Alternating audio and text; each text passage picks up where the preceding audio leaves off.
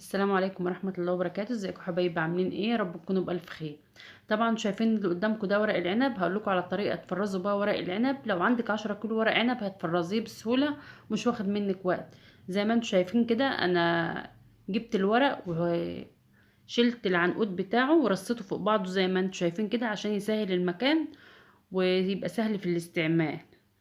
وهنخزنه مع بعض بطريقة سهلة خالص. بس اول حاجة قبل ما نبدأ، يا ريت تشتركوا في القناة وتفعلوا الجرس علشان يوصلكم كل جديد. ويلا بينا اقول لكم هنفرز ورق العنب بالطريقة السهلة البسيطة دي ازاي، وازاي هيطلع معانا اخضر زي ما هو اما نستعمله. هتلاقيه من نفس الصورة دي وانت مطلعاه من الفريزر، زي مش نفس الشكل اللي قدامك ده.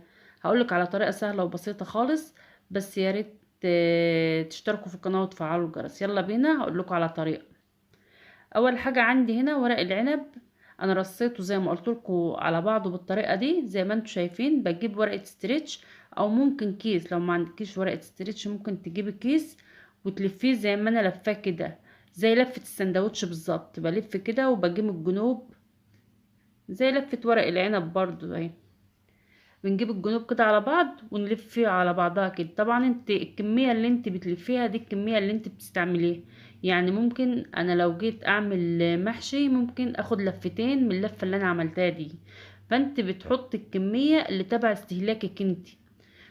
وزي ما احنا عارفين مع بعض، اما نيجي نختار ورق العنب بنختار الورقة الخضراء الايه اللي تلاقيها ناعمة. لكن الورقة الغامقة اللي تلاقيها خشنة ديت بلاش منها. ايه الفرق بين الورقة الناعمة والورقة الخشنة؟ الورقة الناعمة دي ورقة العنب البناتي، لكن الورقة الخشنة بتاعت العنب الأحمر. فخلي بالك وانت بتختاري، اختاري الورقة الطرية اللي بالشكل اللي انت شايفاه قدامك ده. بتيجي تستعمليها تلاقيها طرية في ايدك وفي اللف، ومش بتاخد منك مجهود في اللف.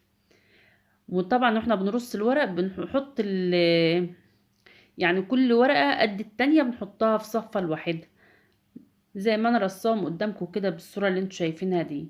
وبجيب ورقة ستريتش، او لو ما عندكيش ورقة ستريتش بتجيب انتي كيس وتلفها بالصورة دي. بفضل معاكي من السنة للسنة زي ما انت مخزناه. بتطلعيه تسخني شوية مية وتقومي ساقطة فيه الورق كده زي ما انت شايفاه. بتسقطي فيه الواحدة بحالها كده. يا دوبك تشممها النار السخنة وتقومي مطلعاه. فبفضل معاكي من السنة للسنة. ولو عندك 10 كيلو هتفرزوهم بسهولة بالطريقة اللي انت شايفاها دي.